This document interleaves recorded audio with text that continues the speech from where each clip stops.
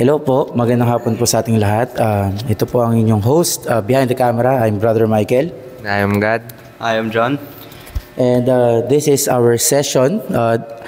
Dahil hindi masyadong late night after session fellowship kung saan po nag-uusap-usap po kami about what we learned about the worship service, kung ano po yung mga tinuro ng Panginoon sa amin. And special po yung episode namin today. So kasama po namin ng mga kabataan po ng aming church, the youth ministry. Say hi guys, say hi. Hi. Okay. Ganyan lang po yan, pero may mga buhay po yan. So right now is, we just wanted to talk about kung ano po yung itinuro ng Panginoon sa amin last Sunday.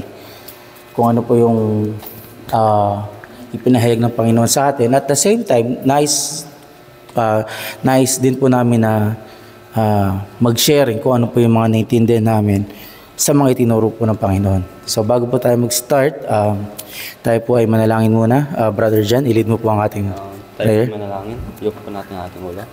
Amin ng Diyos sa mga sa ngayong ato na patuloy kami ang ginabayan naman. Magtipon-tipon naman upang tunay mapalawak ang aming kaintindihan sa sa mga makakakinig sa internet tulad niyo po sila gabayan na maunawaan ang mga sinasabi namin dito protektahan niyo kami at alis niyo kami sa mga distraction.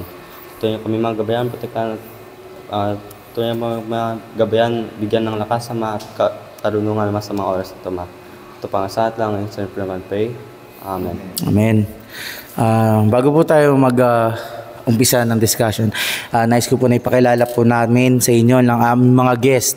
Hindi po sila ganun karami, konti lang sila, konti. So sila po yung mga kabataan ng church. So umpisan po natin sa left side mo, Brother God. Hello, pangalan ko si Joseph. Just call me Sep. Ako nga pala si Aldri. Ako nga po pala si Andre. I'm Dimple po. Ako po pala si Anjin. Ako po pala si Joanna. Ako po pala si Len. Ako po pala si Aliyah. Hindi naman po sila halatang copy-paste. Ako po pala si Kriza. Ako po si Christine. Hi, I'm Rainiel. Ako po si RJ. Call me RJ. Ay, panis. Hello, I'm Hani. Hello, I'm John. Okay. So, mga youth, ano po yung title ng title ng ating worship service last time? His love, His cross, His victory. Ano daw? His love, His cross, His victory. Okay. So, His love, His cross, His victory. So, kamusta naman po mga kabataan? Ano ang kumaga naramdaman nyo or naunawaan nyo or masabi nyo na what is special during that worship service? For me, masasabi ko is it's somewhat na through this worship service na napakikinggan ko through online, I thought na like light lang to, pero as the more deeper na nag-teach yung pastor namin, doon ko na-realize na sobrang pala to, mabigat pala yung mga gusto sa amin ibigay o ipahayag ng Diyos.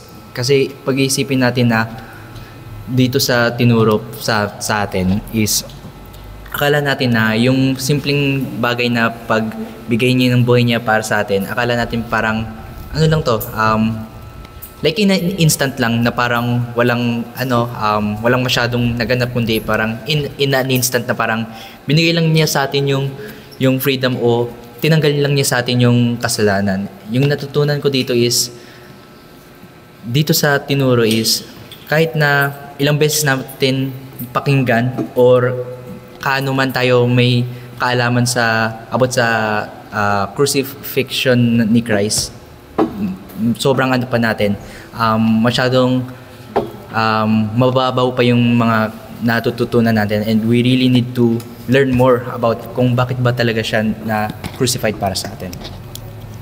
Well, for me, so, na-touch lang ko dito nung, especially na Sunday kasi, of course, pinakita ng Diyos yung pagmamahal niya, and then, it is really incomprehensible sa human minds, nakakaiba, and I think ito yung makita natin yung totoong definition ng pagmamahal para sa what God did for us and ano dapat gawin din natin para sa mga kapatid natin. Okay. So, as base dun sa title, bakit His love, His cross, His victory? Siguro parang kasi nung based doon sa turo, in-explain doon yung parang naging resulta ng ginawa ni Jesus. Just parang siguro kung iisipin natin, it's just parang kamatayan lang. Pero parang naging resulta siya sa, ayun nga, yung His love, His cross, and His victory. In addition, doon sa title na yun is, it's a process, step by step. Hindi lang to like yung simple lang, katulad ng kaganyan sinabi ko na parang simpleng bagay lang, kundi every actions or every event na nangyari is mayroong talagang, kailangan talaga mangyari. Meron ka dapat? For me po, bakit yung ganun yung title natin is katulad na sinabi nga ni Brother Joseph, by step siya. Kaya sobrang thankful ko kay God kasi nagkaroon ng title. Kasi di ba dati wala tayong title, nagpo-focus. Pero meron pa rin tayong mga topic na doon talaga nagpo-focus. Pero ito yung tinuro sa atin ng Panginoon na His love, His cross, His victory. Kung paano i-suffer ni Jesus yung buhay niya sa atin. Yun po. Okay. So, masasabi ba natin na yung title na His love, His cross, His victory, connected ba yun? Yes. Why? Or how so? Katulad ng sinabi, parang may process siya eh. So, tingnan natin about our word, yung love, comes His love una. Pinapakita dito yung naging process kumbaga ng day ng crucifixion niya. Kung paano niya pinakita itong tatlo na to. Yung sa pagmamahal is how God sa una pa lang ay alam niya yung faith niya and bakit niya ginagawa ito. It is for us. And that's, I think, yung nagde-define sa love niya. And then for the cross, this is the day of His crucifixion. And then for His victory, dito na makita natin yung paano niya na-fulfill yung faith niya or yung utos ng Diyos sa kanya. Okay. So, dahil sinabi na connected yun, let's dive on each one of it. So, umpisa natin din sa love. So, gusto kong tanungin yung ibang mga kabataan. Siguro yung mga guests natin. Okay nga yung mga guests? Okay yung mga guests natin yan, So, ano ba yung pagkakaiba ng love ni Christ sa love natin? Ano ba? Yes. Sige, bago natin tanongin yun, bago tayo dumako sa tanong na yun, so maganda muna tayo. Sabihin natin yun ang secondary question. Gusto kong tanongin yung mga baguhan. Yan. Yung mga baguhan tayo. Nagturuan na, yan. Sa mga baguhan. Yan, si Kuya. Ano pangalan mo kaya? Ako nga po si Aldri po. Kuya, ano ba ang love? Para sa'yo. Para sa'yo, pag-ibig. Ano po? Yung love po, parang pag-ibig, parang, alam ba, ano po, di ba yung love, parang kaya mong ibuhis yung, itaya mo buhay mo para sa minamahal o yung love mo. Siguro yung kasunod mo? Sa akin naman po, yung, para sa akin po yung love, yung ano po, yung, ano ba to? Hindi talaga. Hindi ko pa nililove. Hindi pa ako. Parang pag nai-love ka, yung nararamdaman iba, pag na-inlove ako, iba nararamdaman ko. Paano nga? Paano ba? Ano ba, parang kinikilig lang.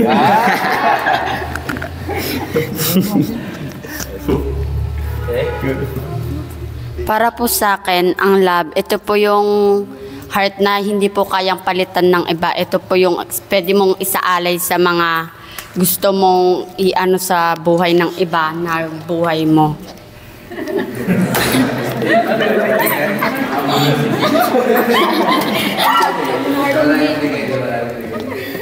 Magbibigay sa kanila. Ano yung pagkakabibig? Ano daw?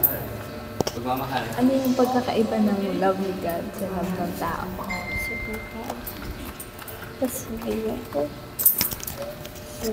Wait lang. Wait lang. Hindi nyo alam? Wait lang. Wait lang. Wait lang. Ang love po para sa akin, this is po yung hindi lang po kaya mong isakripisyo yung buhay mo sa minamahal mong tao. Kaya mo rin pong ibigay kung anong meron ka dahil po sa pagmamahal. Ano po?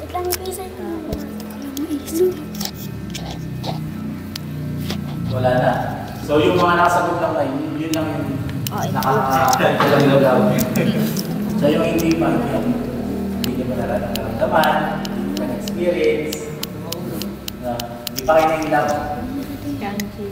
Tama ba? So, kung ganun yun, bakit ngayon title is His Love? Hindi our love. Bakit ganun? Bakit love ni Christ yung nasa title, hindi love natin?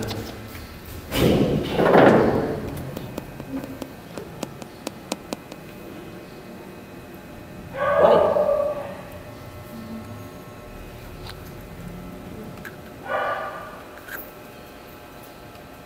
Wala, hindi mo alam.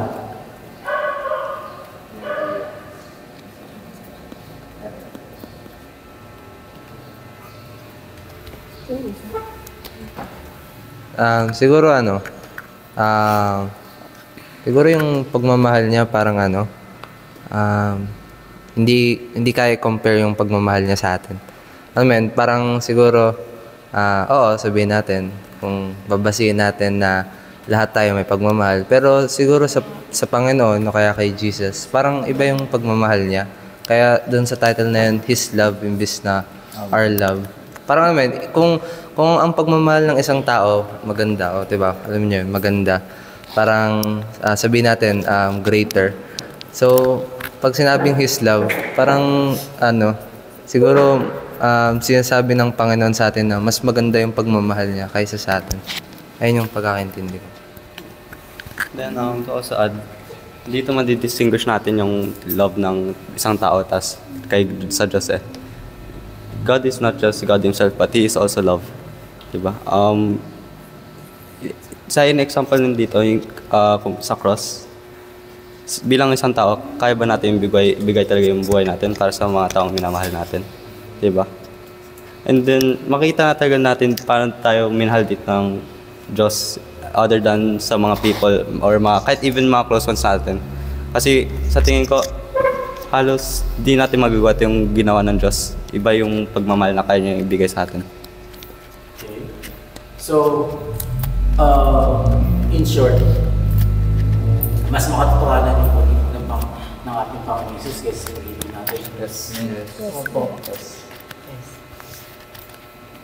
Parang hindi naniniwala yung nandun sa kabilang part ng yung mga nandun sa kabilang part, parang yung pag-ibig na tunay. Yung ba? Tama ba? So why? Kasi, it's like the way you posture yourself, hindi kayo nag-i-agree. So, ibig sabihin, yung pag-ibig na tunay. Ganun ba? So, why? What ano ba yung kung sinasang-ayunan nyo ng pag-ibig ng Panginoong Jesus ang mas nakakabuti is pag-ibig natin, bakit para sa inyo? Why? Brother Angie, why? Bakit mo nasabi ng pag-ibig ng Panginoong Jesus ang karapat-dapat kaysa pag-ibig natin? Umibig, naranasan mo na bang umibig? Hindi. Hindi na? Kaya pala wala na sakit sir. Kasi na sa magulang mo, na hindi mo naranasan sa mama mo. Di ba? It's impossible na parang, alam mo yun, nakaramdam ka ng pag-ibig. It's impossible na hindi mo naranasan. So mula sa iyo hanggang dyan sa mga nakaupo sa likod din lahat yan, hindi nakaranas ng pag-ibig yan. Joanna, Sister Joanna. Parang hindi kayo nagmamahal magkakapatid eh. Wala. Kasi ano eh, parang yun nga, so parang nangyari, yung kalahati ng table, naniniwala sila na ang pag-ibig ng Diyos, ang pag-ibig ni Kristo ang mas nangibabaw at tunay kaysa sa pag-ibig ng tao. Kaya sa inyo dyan sa kalahati, na parang sinasabi nyo, mas nangibabaw ang pag-ibig ng tao kaysa sa pag-ibig ng Diyos. Tama ba?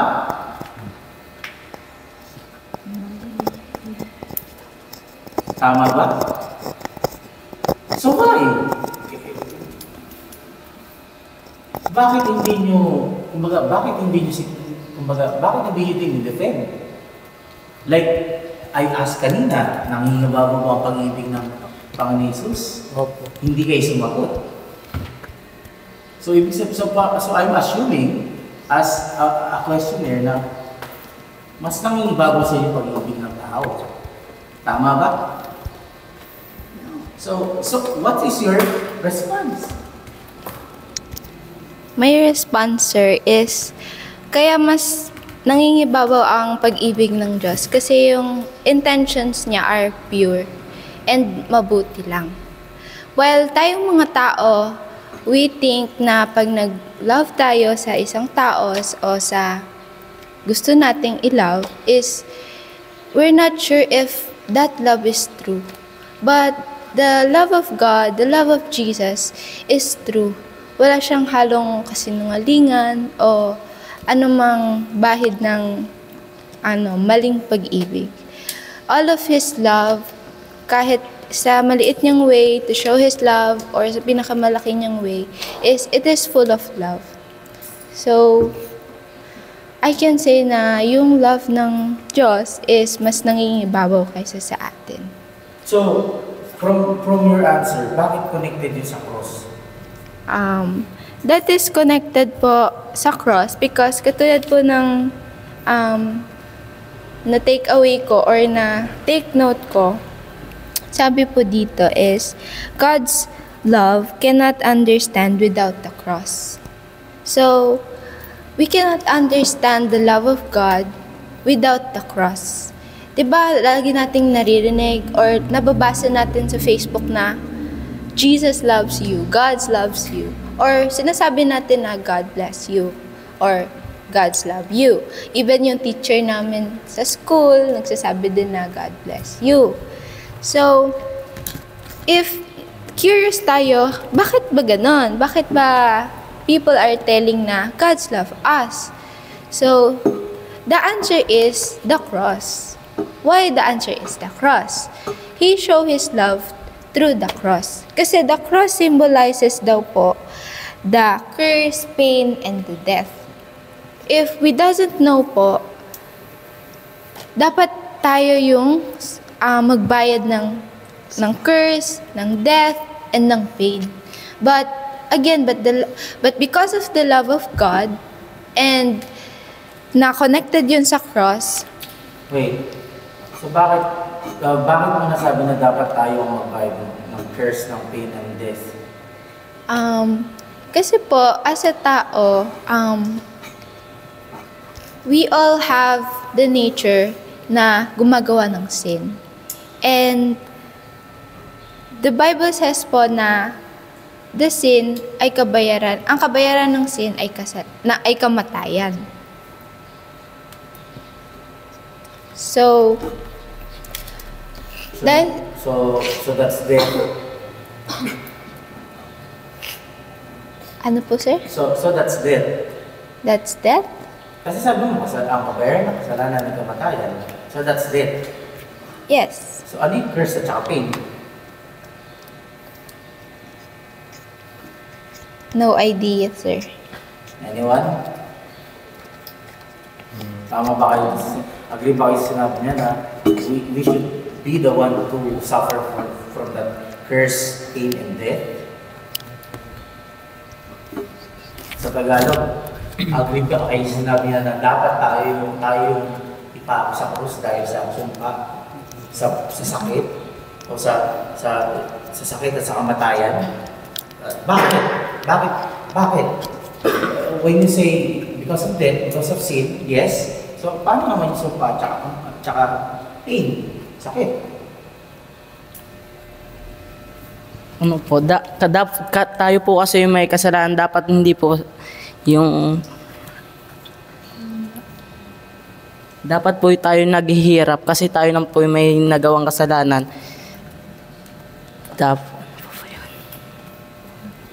Which is true, tama. Kaya lang, anong connection ng curse tsaka pain? Kasi Okay. sabi ni Sister Lynn. So, before this, wala na tayong connection kay God honestly. And then, isa na lang yung faith natin kasi yung mundo is ubod ng kasalanan. And then, iisa lang naman din yung faith natin dito is papunta sa impyerno. I think that's what defines curse and pain dahil embedded na tayo na sa isang faith na lahat tayo mapupunta sa kadiliman. And dahil I think why we have to pay for this is that because tayo din gumawa ng kasalanan. It's not God that made sin, but it's us. So I think dapat lang na tayo magbayad ng ating mga ginawa. Yes, that's death, right? Yes. So, anong connect nga ng curse and pain? Like, ano yung bigla na lang pumasok sa atin, yung curse and pain? Then sa diba dun sa dito dun sa pinalaya sila ni Adam and Eve, parang at that point they were cursed because parang hindi sila namatay physically, but namatay sila spiritually. That's why I think that's the curse. And sa pain, sinabi dun sa Bible na hindi na tayo mag-suffer sa pain kasi pinalitan niya na ito ng latay niya. So in short, saan nga galing yung curse and pain? Umikat ka. Yeah, that's true. Dahil nga doon, dahil nga sa curse and pain na yun, kailangan nga na tayo yung dapat magpako. Pero, bakit nga kasi saan ba nagmula yung curse and pain? See? It also came from sin.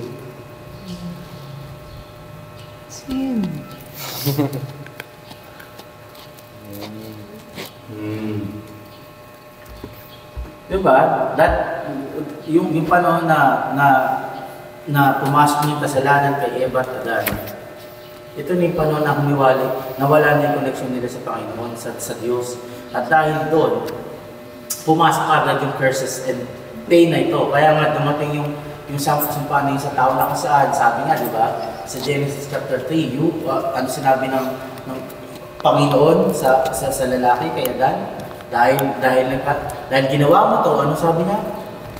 Ngayon, pagkakain ka, paghihirapan mo. Magtatrabaho ka. And then, about sa pain. Diba? Sabi niya sa babae, ngayon, pag manganganak ka, mahirapan ka. Makakaranas kayo ng kahirapan. And to the point na hanggang sa ngayon, at yung curses and pain na yun, nagmamanifesto ba? Yes. Diba? Nararanasan, of course. Right now, dati, nung hindi pa nagkakasala ang tao, kailangan ba nila magtrabaho para umaya? No. Sa garden, doon pa lang sa garden, lahat ng pangailangan ng tao nandun na. Whereas, ngayon, kailangan pa talagang paghirapan. You need to work. Hindi nga pwedeng kumain ngayon ng libre. Diba? Unless kung may tanim ka, may lupa ka. Pero, right now, kaya nagtatrabaho tao. And then, about pain. Bakit tayo nagkakasakit? Nung si Adan at Eva, hindi pa umiwalay sa Panginoon, wala silang karamdaman.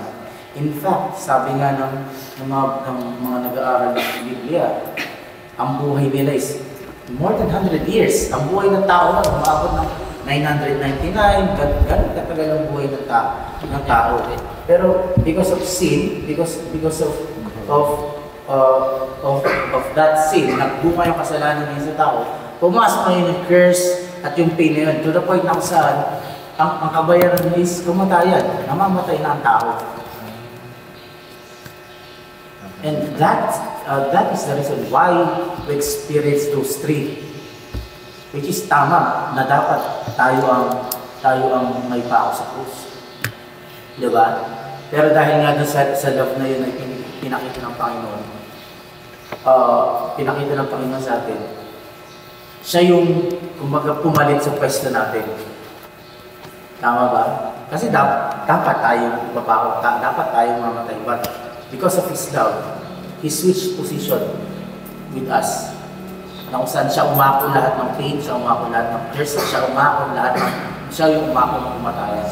Kaya sa pamamagitan nito, ipakita niya yung pag-ibig niya sa atin. Diba? Na-express nito yung pag-ibig niya sa atin.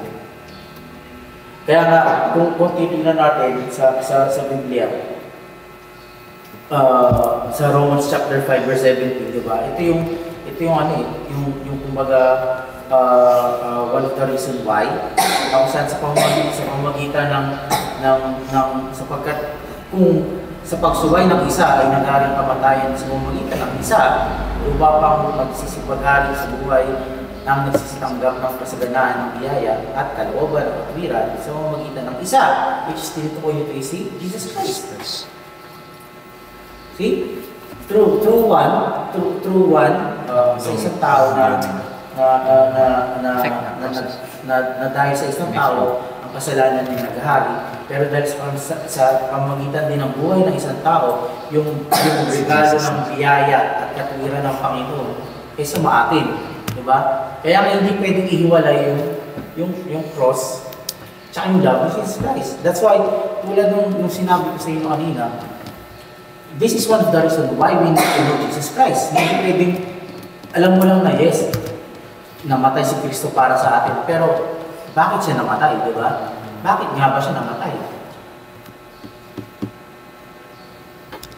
To free us from sin. To save us from sin. To redeem us from sin. Kaya hindi sila pwede maghiwalay. Tama po ba? And doon naman sa victory, bakit connected naman itong victory na to sa dalawang bagay na yun? Kasi sabi, connected sila eh. So, bakit yung victory, yung katagumpayanan niya, connected pa rin doon sa cross, tsaka sa love? Why? Yung mga nandito nung linggo, hindi nyo ba alam? How?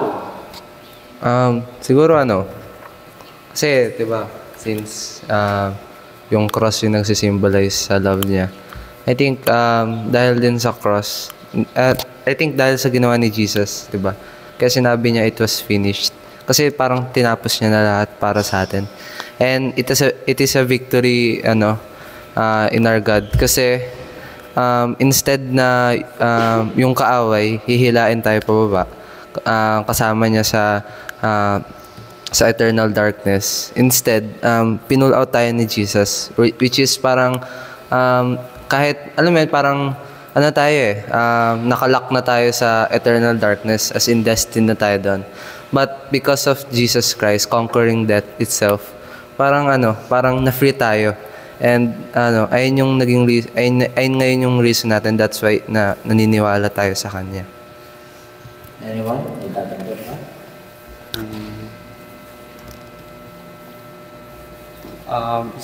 Katulad ng sinabi niya, and then i-rephrase ko din sabi ko ganina. Everything na ginawa niya dito, bago pa man siya mapunta dito sa lupa na to, alam ng Diyos yung layunin niya kung ba't siya napaparito. And after na mangyari everything, yung crucifixion niya, dito nagtagumpay na siya. Kasi ayun ang din ang gusto ninanais niya para sa atin, and then ninanais ng Diyos na gawin niya para sa atin. Okay. So, yung victory nito, tinutukoy niya ito ang victory ng Panginoon, right? Yes. So, may pakinabang ba ito sa atin?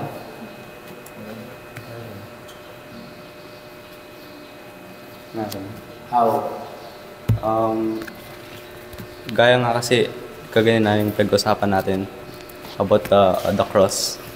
Hindi na natin kailangan mamatay para sa ating kasalanan. Kasi ginawa na ito ng Diyos para sa atin eh. So yes, may pakinabang siya.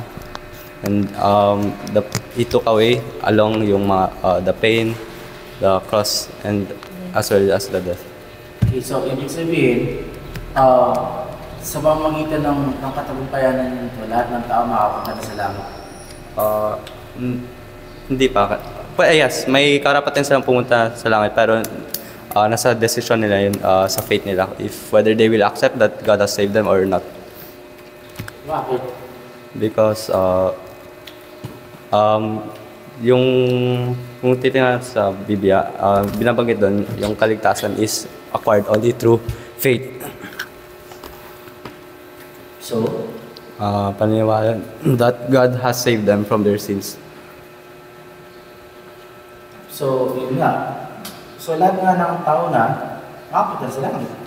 Yes. So, my question is,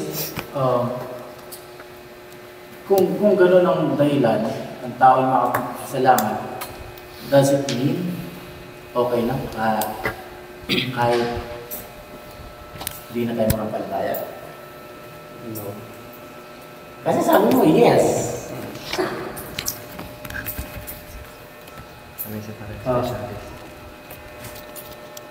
Anong palagay mo sa dalawa?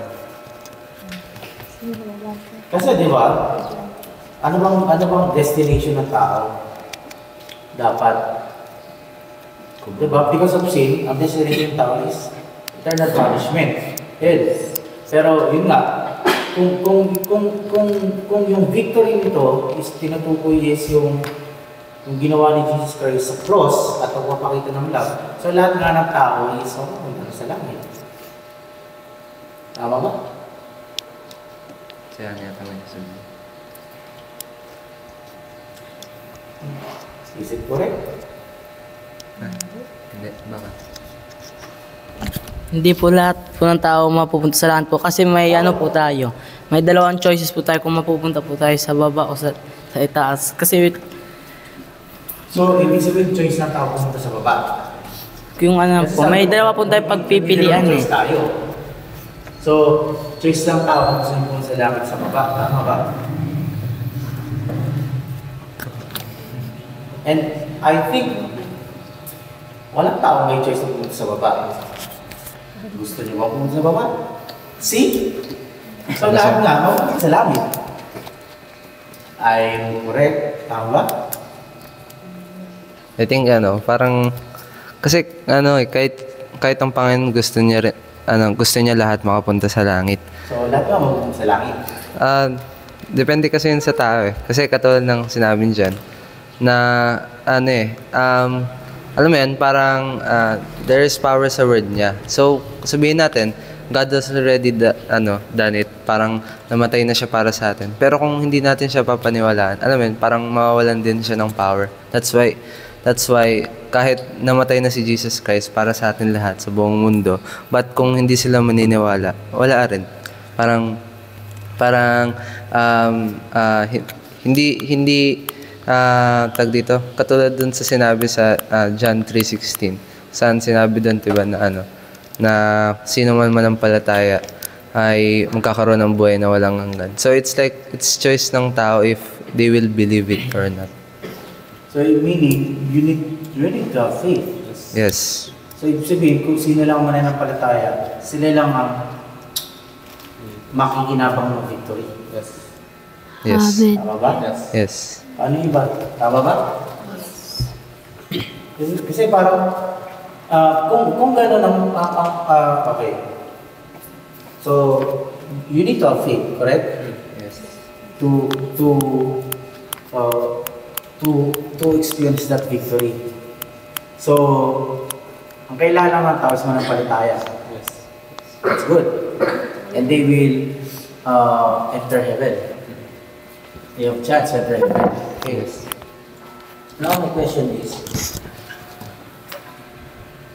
bakit sa tinuturo sa church natin, bakit kailangan natin mamatay sa lumang pagkatao?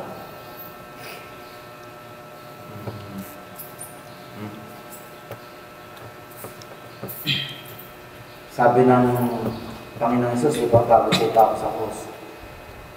Sa Matthew 24:13.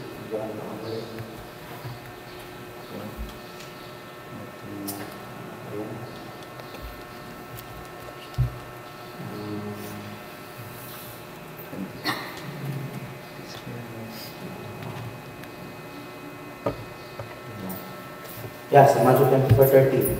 Ano nakasulat? Dapat ang magtiis hanggang sa wakas ay siyang maliligtas. Ano sabihin nun? Ayun, 13. 13 ba? Ano ibig sabihin? 13. Ano ibig sabihin? Ito nga. Dapat ang magtitiis hanggang sa wakas ay siyang maliligtas. Kung sinabi niyo kanina, mananampalataya ay mapupunta na sa langit. Bakit sinabi ng Panginoon na magtitiis hanggang wakas, actually maliligtas?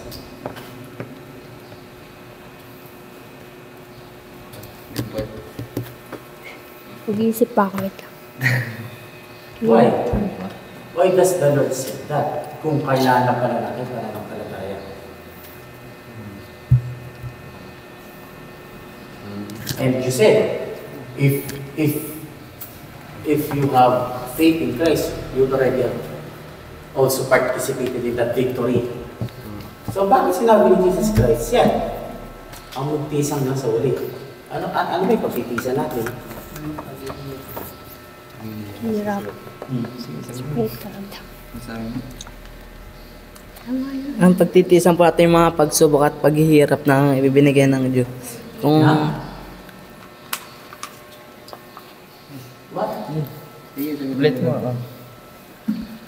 yung mga sir, paghihirap, yung mga pagsubok dito sa sanlibutan, yung katulad ng katulad yung sabi kanina na kailangan mo paghirapan yung, kunyari, kailangan mo paghirapan yung kakainin mo sa araw-araw. Parang ang gulo. Akala ko ba dahil sa cross wala okay na yun? Parang nawala, parang bumalik tayo sa Akala ko ba? Okay. Akala ko, sabi niyo okay na. Sabi ng isang sister niyo dyan. Sa cross,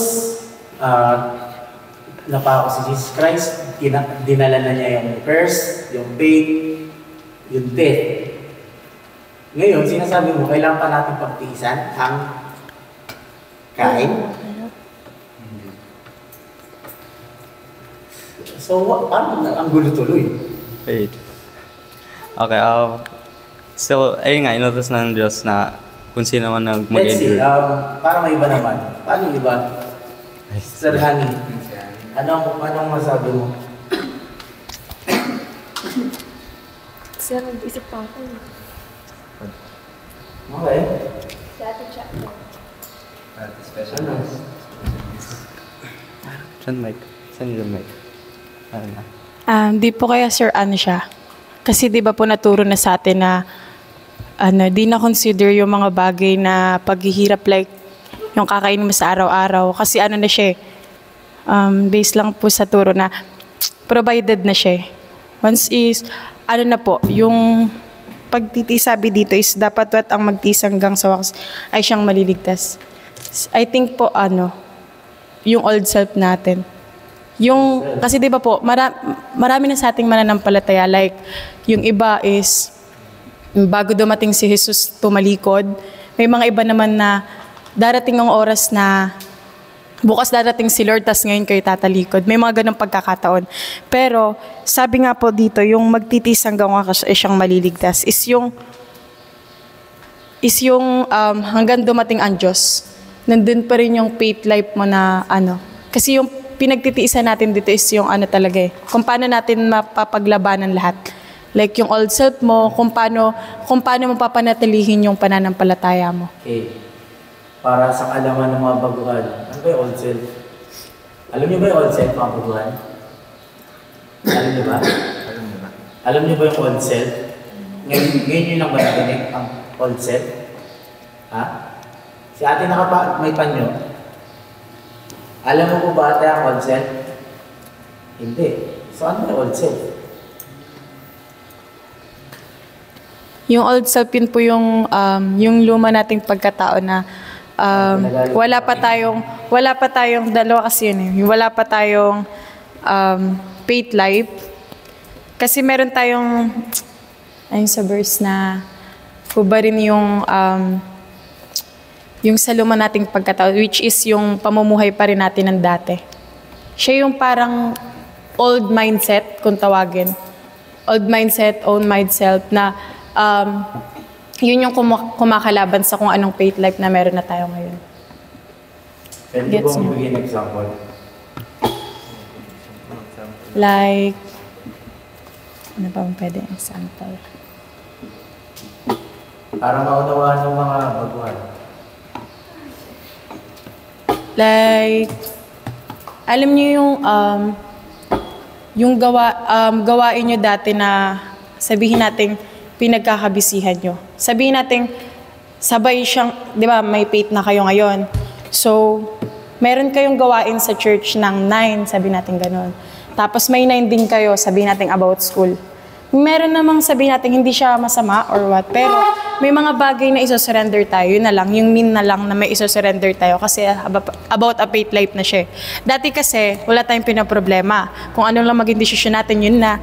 Kung ano yung una nating mapag-isipan, yun na. Kasi yun yung old self natin Yun yung mindset natin. Ibig sabihin yun yung parang pinagkakatiwalaan natin. Pero ngayon kasi bago, iba na siya. So iba na. Meron na ditong pag-surrender, may iiwan ka na, may mga bagay na dati mong kinasanayan na kailangan mong pilinis yung faith life mo na. Yun yung old self mo, yun yung dati mong pagkatao. Ngayon, meron na tayong may bago tayong pagkatao at meron pa rin tayong lumang pagkatao, which is yun yung di natin natipigilan. Di ba minsan? Yun yung sinasabi natin kalaban natin. Alam niyo yung sa school na tinuturo, yung sarili laban sa sarili. Merong may mga bagay na malalaman lang natin yung tamang desisyon about kay Lord. Siya lang yung makakapagturo sa atin. Meron naman tayong mindset na akala natin yun yung tama, pero hindi naman. Gets nyo? Yung parang may iiwan kayong bagay na gagawin. Gets ba? Kasi kahit ako din nag-gets yun. Kunyari, okay. Sige, explain mo. Sabi natin, iput natin... Gusto ko magpaliwanag yung iba. Ayun. Anjing, ano ba old self? Ano, sir? Paliwanag mo sa mga baguhan kasi yung mga baguhan hindi nila alam. Ikaw alam mo na Alam mo ba? Lang. Joanna, alam mo ba consent?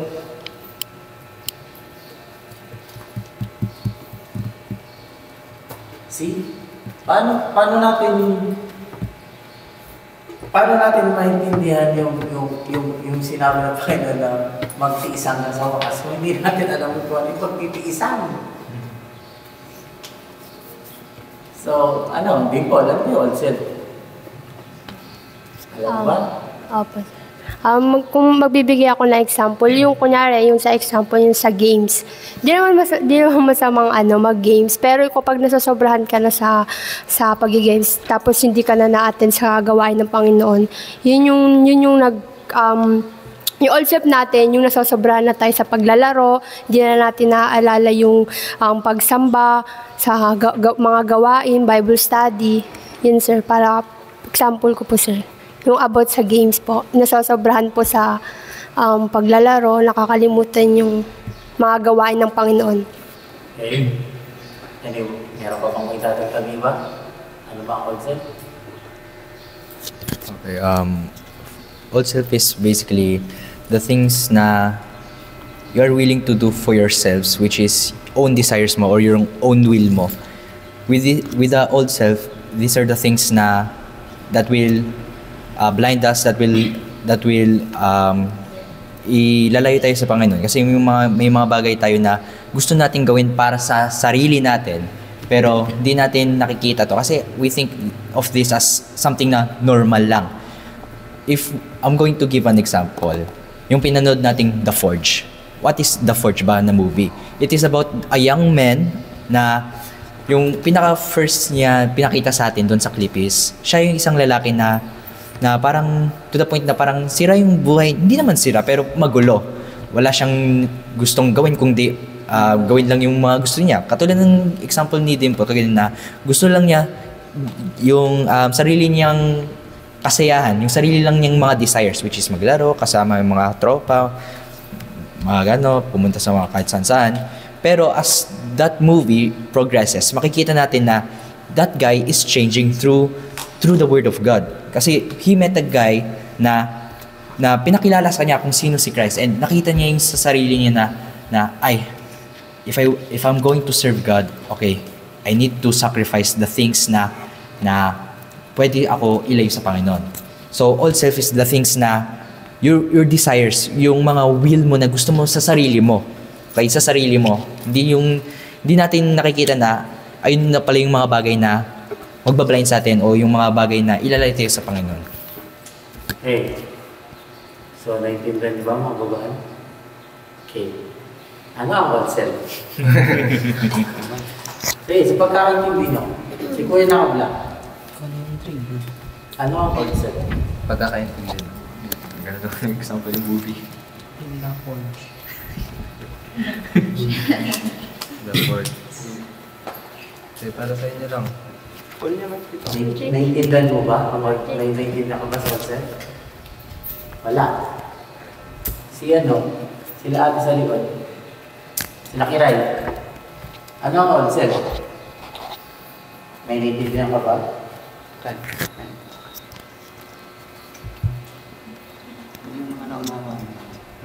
May naintindihan mo ba old self? Hindi po medyo. Ano daw? Hindi daw po medyo. So, ano yung medyo? Ano yung medyo naintindihan mo? Sa ating nakabarit, yung may panyo. May naintindihan ko ba sa old self? Hindi daw sir. Hindi din. Si ate. Yung old self po, yung luma nating pagkatao. Kunyari, nagmumura ka pa, pero nung nasa puso na si God, di ka na po nagmumura.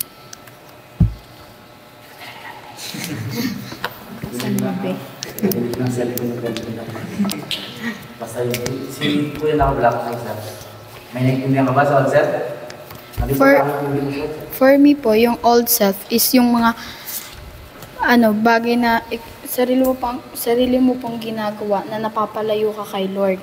Na hindi mo po naiisip na habang ginagawa mo to, hindi ka na po nakakapagbigay ng time kay Lord sa pananamit. Ano bang pagkakaintindi mo sa old self? Para po sa akin, yung old self po, ito po yung bagay na dati mo pong kaanyuan na like ganito po. Ako po dati Yun ang tamang description. Ang old self, ikaw yung dati.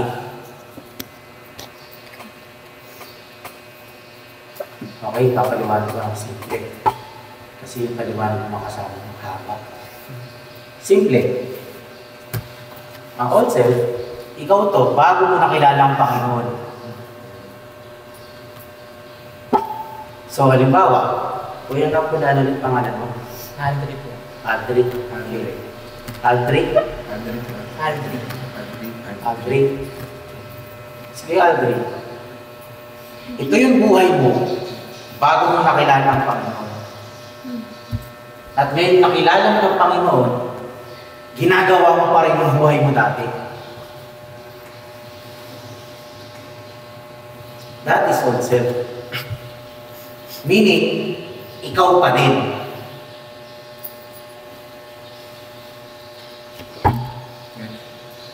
Yes, yun na ba?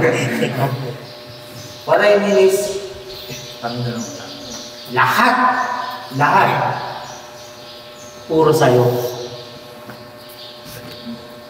Puro sa sarili mo. Hindi sa Panginoon. Because when you say, you will have faith in Christ, pag sinabi natin na ikaw ay mananampalataya kay Kristo, it means you are surrendering all. Ibig sabihin, sinusuko mo lahat, pati sarili mo. Ibig sabihin, wala ka ng ibang nanasahin pa, kundi sundin siya. That is faith.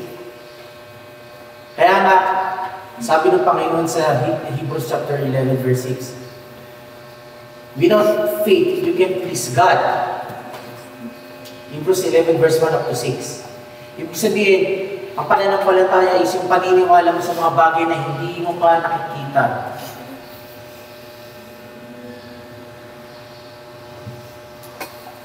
That is faith. Now, as a young people, bilang mga kabataan na nandito sa church, tulad nga sinabi ko sa inyo, there's a reason why you are here. May reason bakit kayo nandito, especially kayo mga baguhan. And that is, God wants you to know Jesus Christ. Gusto ng Panginoon, ng Diyos, na makilala niyo ang Panginoon Jesus. At habang nakikilala niyo ngayon, sa pamamagitan na pinag-aralan natin, na yung pag-ibig niya ay totoo, na yung pag-ibig niya pinakita niya sa krus, at yung pag-ibig niya ay para sa atin, at yung katagumpayanan niya doon sa krus, ay katagumpayanan din sa atin. Isa lang sinasabi ng Diyos sa atin. God wants you to know Jesus Christ. Gusto ng Panginoon na makilala niyo ang Jesus. And are you willing? Now, the bottom question is, gusto niyo bang makilala ang Panginoon Jesus? Diba? Yun ang question mark. Kasi kung nais mo makilala ang Panginoon Jesus, then you are going to surrender all. Dahil ang pagkilala sa Panginoon Jesus, katumbas ito yung pananalig mo, mananampalataya ka. Una sa lahat, nakita niyo na ba ang Panginoon Jesus? Hindi pa. Which is what faith required. Sa Tagalog, yun ang hinihingi ng pananampalataya. Ano ulit ang pananampalataya? Naniniwala ka sa mga bagay na hindi mo nakikita.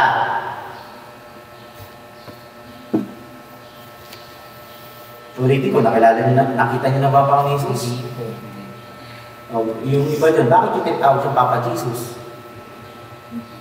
Kasi pag sinabi mong Papa, dapat nakikita mo, nayayakap mo. Tama ba? Anong tawag sa Papa niyo? Anong tawag niyo sa tatay niyo dito sa lupa? Hoy, ganun. Hoy, yun ba tawag niyo? O tawag niyo Papa? O Daddy, o Tatay? Tama ba? O. O baka tawag niyo sa tatay niyo, pangalan niya. Ayo! Ganun ba? Hoy, Mr. Joy! Ganun. I think walang tumatawag sa tatay niya ng ganun, di ba? Tama ba? Same thing. So,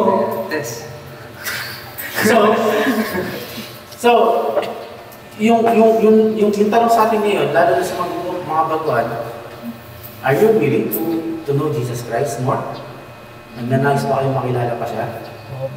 Kasi kung nagnanais kayo makilala pa siya, you will surrender. That is faith. At yun yung sinasabi na at wala pa tayo na sinasabi ng pagtitiis. Hanggang wakas. Or pwede nating malapit na tayo doon. We are in the starting point. Because you will surrender all. Like tulad nun. Paano po sinabi ng Panginoon? Or sinabi sa atin, meron tayong gawain para kay Jesus Christ. Pupunta ba kayo? Madaling magsabi ng oo. Kinabukasan wala na. Diba? It means you are now living in your old self, yung mga pagkatao. Let's be honest, nung hindi pa natin nakikilala si Jesus Christ, nagsinungaling na ba kayo? Opo, maraming beses na. Maraming beses na. Tama ba? O, yun na lang eh. O, ngayon na kikilalanan natin ang Panginoon, ihinto na natin yung ating pagkatao. Ibig sabihin nun, we will not do those things. Kaya ba natin?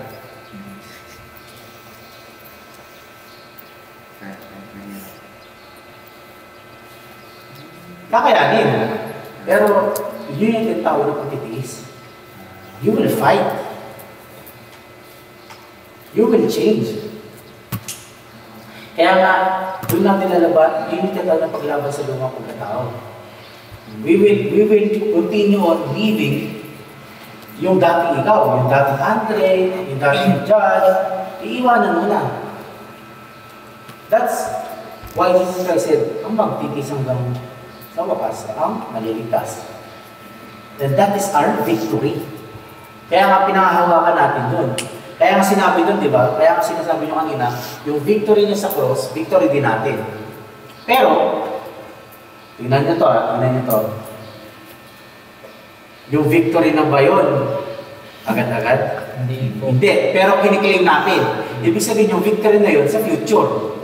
Ibig sabihin, hindi pa nangyayari. Tama? Pero kiniklaim mo na. That's faith. Ibig sabihin, hindi pa nangyayari yung victory, kiniklaim mo na na victorious ka na. But you need to endure. Kailangan mong pagtiisan. Kiniklaim mong victorious ka, pero araw-araw sinungaling mo. That's not victory. Diba? So, are we willing to know Jesus Christ more? Especially sa mga baguhan. Kayo ba, willing kayo makilala ang Panginoon? Isa lang ata may gusto. Because it's really going to, kumbaga, dito magkakaroon ng tunay na labanan. Especially sa inyo ng mga baguhan. Papalad po kayo, meron po kayo mga kaibigan na umahatas sa inyo sa Diyos. Mapalad po kayo na may nagsabi sa inyo, pumatin ka sa church, pumunta ka sa church. No? Kasi sa totoo lang, kung wala yung tatlo, let's be honest, kung wala yung tatlo na naghatak sa inyo dito, pupunta ba kayo? Hindi po. Wala po. Let's be honest, totoo di ba? Kung wala silang tatlo na nagsabi natin kayo, sama kayo, wala kayo dito, malamang ano kayo ginagawa ng ating ngayon na nakaway? Hindi natin alam. Tama ba? And now, kung talagang kung nagnanais tayo na makita, kung nagnanais pa tayo na lalang makilala ang Panginoon, then we should continue on knowing Him. At paano ba natin makikilala ang Panginoon Jesus? Paano pa natin makikilala? Sa pamamagitan ng worship service, tuwing linggo, ito, fellowship, yung fellowship na ginagawa nyo tuwing hapon, 1 p.m., di ba? Pag-aaral ng salita ng Diyos, ginagawa natin ngayon, through Bible reading, di ba? Yun yung sinasabi na, you will continue on knowing Jesus Jesus Christ more.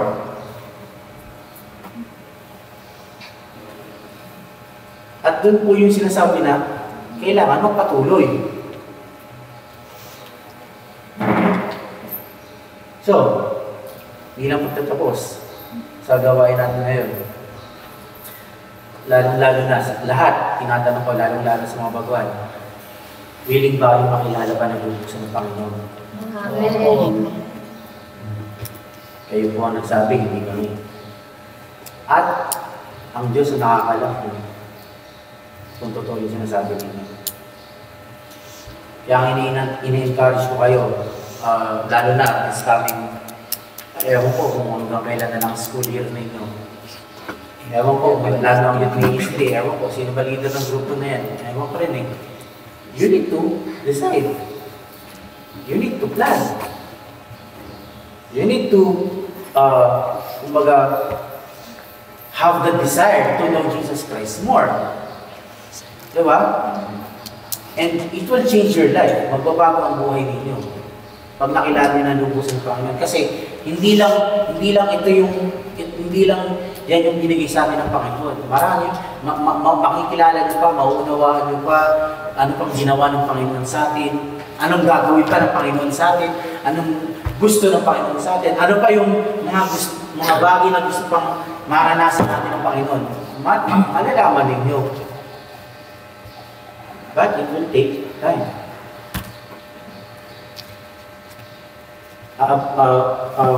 Mag-aabot pa yan ng mga ilang araw siguro. We don't know. Pero may proseso.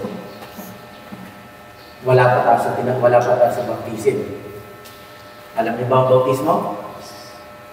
Si Kuya Nakaret, alam niyo ba ang bautismo? Hindi. Si Kuya Nakaret, alam mo ba ang bautismo? Hindi. It's good. Okay lang. Okay lang, hindi nyo pa alam. Pero, dadaanan nyo. And, malalaman ninyo. Diba? Parang pag-aaral lang yan. Hindi pwedeng pag unang pasok ng school, alam mo agad. Wala pa ako nakitang first day ng school, ang tinuro ng teacher pang fourth quarter. Wala. Kaya nga, meron tayong school year, dahan-dahan, di ba? Kasi pag binuho sa inyo ng isang araw yan, sasabog utak nyo. Wala na pumakuwi, lahat patay. First day syllabus. That's why it will take time. Magte-take yan ng time. Amen po ba? Kaya nga, sa mga kasama ng mga kabataan na host, si Brother God, Brother John, you need to have more fellowship, magkaroon kayo ng interaction, and more ways para makilala ang Panginoon Jesus. And then, if by chance, meron pa kayong ma-invite para na mga kaibigan ninyo, ng mga kabataan na hindi pa kilala ang Panginoon, invite them. Umattend sila ng isang beses, go. Good, praise God. Kung hindi sila pumunta sa mga invite nyo, okay lang. Subukan nyo rin kinabukasan. Kung ayaw nila ulit, okay lang. Praise God. Try nyo ulit. The next day. Ganun lang. Hindi naman natin sila pinipilit eh. Ini-invite lang naman natin eh. And then, tulad yan, pag narinig nila, it's up to them. Kung naintindihan ba nila, kung naunawa ba nila, kung gusto pa nilang bumalik, it's up to them. Pero yan po ang ginagawa natin as a youth. Ginagawa ninyo bilang kabataan. You need to know Jesus Christ in your life habang nasa kabataan pa lang kayo. And that's already a blessing. Isang way na yun, nakikilala mo. So ngayon, ang naintindihan natin, mali ang tanong ko. Bilang magtatapos, nais ko magtanong, anong naintindihan niyo sa pinag-aralan natin ngayon? Anong naintindihan ko kayo Nakaret? Kung isasama na sa lahat, kasi ano rin yan eh, isang way din yan na kung talaga may naintindihan ka. It's like parang sa school. Ano yung, diba? Ano yung naiwan sa'yo nung nagturo yung teacher mo? O nakatingin ka lang kay crush? Diba? Oh, meron ka bang naunawaan or meron ka bang nalaman sa Panginoon today? Yun lang naman tanong eh. Ano ang nalaman mo ngayon sa Panginoong Jesus? Sa mga baguhan. Yung dalawang mic natin, open dyan. Ikaw mo ito. So ano? Ang nalaman ko lang po, ang sarap po ng halo-halo. Yung ba? Naubos na. Naubos na. Diba? Oh. So doon pa lang makikita natin. Sorry doon pa lang makikita natin. Saan ka interesado? Sa Panginoon o yung sa halo-halo? Diba? Hindi ko kayo pinagbabawalan kumain. Ilang nga po ng tubig eh. Pero doon pa lang dapat nare-realize mo na. Nandito ka ba talaga para sa Panginoon? That's a hard question. Oh.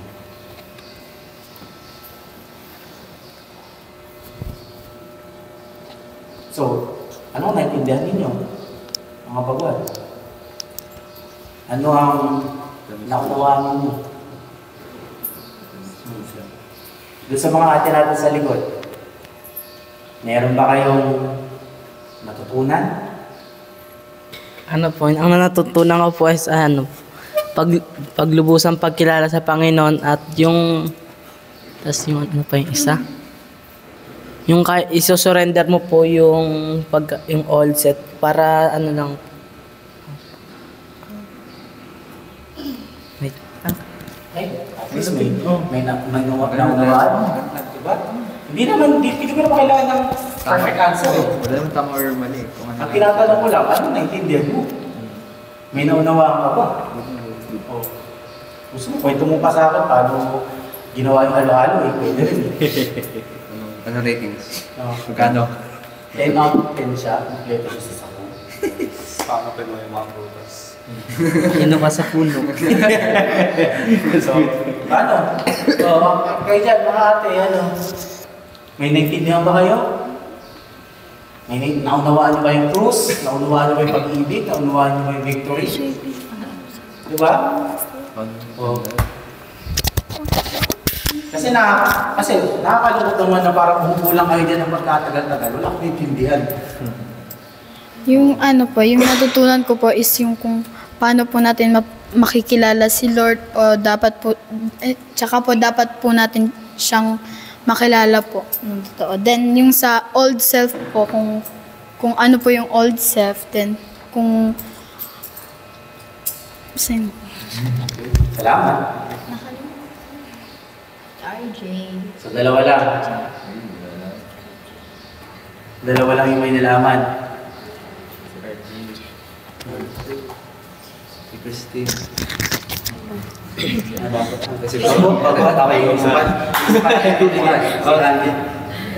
Ano yung natutunan ko? Ay! Yung natutunan ko ang pag-ibig ng Panginoon ay hanggang katapusan. Tapos, Tapos, tutunan ko rin na ang pagkamatay ng ating lumang pagkatao ay step by step siya. Mula sa pagbabago na nakatuon sa ating sarili hanggang sa patungo sa buhay ng ating Panginoon. Salamat po. Kahit na hindi ka baguhan. Wala na. So, dalawang baguhan at kalahati. Si Kuya naka-shades. Sayang yung shades eh. Wala kang naintindihan? Ano lang? Ano lasang magalo? Ano naintindihan mo? Sayang naman. Ikaw ang mga paganda sa akin. Ha? Saan alam mo naman? Sa lamig ng halo-halo yan eh. Dito na nga po. Kaya ka tayo may mic eh. Kahit mahina lang. So ano? Kahit isa yung language mo pa, pwede. Meron. Diba? Kasi imposibleng Wala namang mali. nakakastak kasi na nakaupo ka dyan, wala kang intindihan. Tapos sasabihin mo lang masakit na lamunan mo. May Yung cellphone ka, type mo. Gusto mo, basahin mo pa. So, wala tayong pwedeng dahilan. Diba? Oh. So ano? Ang bakit naman na uuwi kayo, wala kayong intindihan. Ninaintindihan ba? Wala. Wala nga. Sunod mo siya. Ikaw muna. Yung naintindihan ko po, yung paano po maayos po makilala yung Panginoon yung tapos natutunan ko po yung on self. Salamat. Yung natutunan ko. Pulo-pulo ka naman siya. Dali, hawakan ko. Tapos ikaw mo. Ikaw daw muna. Pa-slash siya. Naintindihan ko po yung also. Salamat. Nag-iisip pa daw siya. Yung galing sa siya, kumain. Naiintindihan ba? Ano, Joanna? Naiintindihan ka ba? Kaya naman, sumama mo. Naiintindihan ka ba? Yung pagkakakilala ko po yung sa all.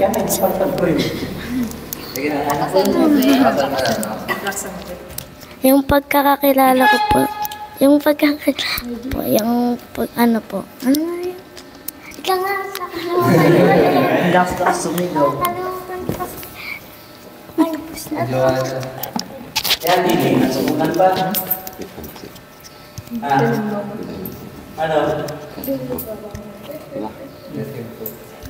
Natutunan ko po na masarap po ng sento habang nasa work service. Kailan ba? You see, that's why next time, I suggest, dapat nagsusulat din kayo. Meron daw siya, sir. Ano? Sa akin naman po yun sa old self. Kasi yung, di ba, sa lumang pagkatao, yun. Kasi lagi ako lagi ako nagpa-basketball, nakakalimutan ko minsan si God, minsan di ako nagpe-pray. Yun. Lagi lang ako naglalaro. Salamat. So, hindi ka naman basketball. Nagpa-basketball naman. Kaso, yun nga. Bukay mo ng bola. Hindi sabihin na nagpa-basketball ka, hindi nakakalimutan mo na Panginoon. Masyado. Ano lang po. Paano kung sinabi, hindi ibig sabihin na pag kinilala mo si Jesus Christ, hindi ka na pwede mag-basketball. Diba? Yun ang kailangan mo intindihin. Hindi ibig sabihin na kailangan mo, na pag nakilala mo si Jesus Christ, hindi ka na pwede mag-basketball. No. You just know kailangan mo lang intindihin na kailangan mo unahin si Jesus Christ. More than anything else. Yun ang sinasabi na kailangan iwanan mo ng pagkatao. Sa pakya. Kasi ako, naglalaro din ako eh. Ano nilalaro mo? Cellphone. Nagsa-cellphone din ako. Nanonood ako ng TV. Pero ibig sabihin ba nun, pag kinilala mo iiwanan ko na rin yun? Hindi po. I just need to prioritize Jesus Christ in my life. Kailangan ko lang unahin si Jesus Christ. Kailangan kong ipakita na mas importante si Jesus Christ. Kayo nag-aaral. Pag nakilala niyo si Jesus Christ, ibig sabihin, hindi na kayo nag-aaral. Nag-aaral.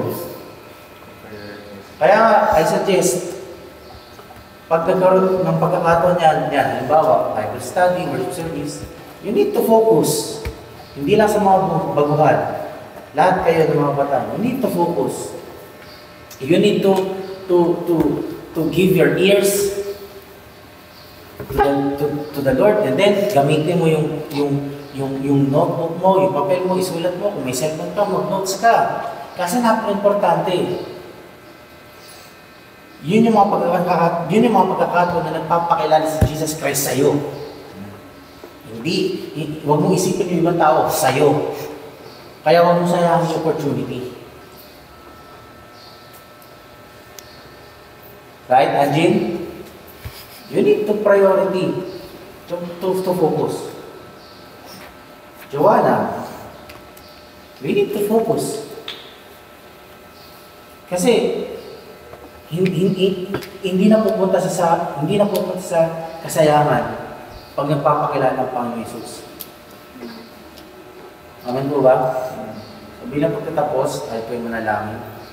Brother God, ikaw pang mag-lead ng prayer. Okay po. Tayo po yung manalangin. Ama namin nasa langit naman, salamat naman sa araw na ito. Ito na yung mahinayaan niyo po mga Frigan na umaga. Ginabayan niyo po kayo mga sa araw na ito. Panginoon naman, hayaan niyo po mga sa iyong pag-uwi, ama, sa iyong mga tahan. Tulungan niyo po mga yung makilala ka pa, ama. Hayaan niyo po mga Frigan naman yung mga salita ay tumatak ama sa iyong mga puso, ama. Hayaan niyo po mga Frigan naman mabuksan naman yung mga sarili, ama, sa iyong mga salita, ama. Tunay, ama, makilala ka pa, ama. At pati magtibay pa kami, ama, sa iyong mga pananampalataya, ama. Frigan naman, tayo, ama, we pray, ama, sa iyong mga kapatid, ama. Kahit, ama, sa kanilang kabaguhan, ama, Frigan naman, sa pakikinig naman na yung salita. Hayaan niyo po mga Frigan naman, magkaroon sila man ng puso, ama, mapakinggan naman yung salita, ama. Magkaroon ng puso, ama, Frigan naman, makilala ka pa, ama. Panginoon naman, kahit naman sa bawat sa amin, ama. Tulungan niyo po, ama. Tulad naman sa inyong sinabi, ama. At yung tulungan niyo po kayo, ama. Pati yung magtiis hanggang sa huli, ama. Tulungan niyo po, ama. Frigan naman. At yung kami lang magre-relay, ama, sa iyong mga salita. At yung manampalataya sa iyong mga salita, ama. Salamat, ama, sa iyong hanggang pag-ibig, ama, sa bawat sa inyo, ama. Ito ang aming tuwing dalangin sa pangalan po namin, Panginoon Hesus. Amen.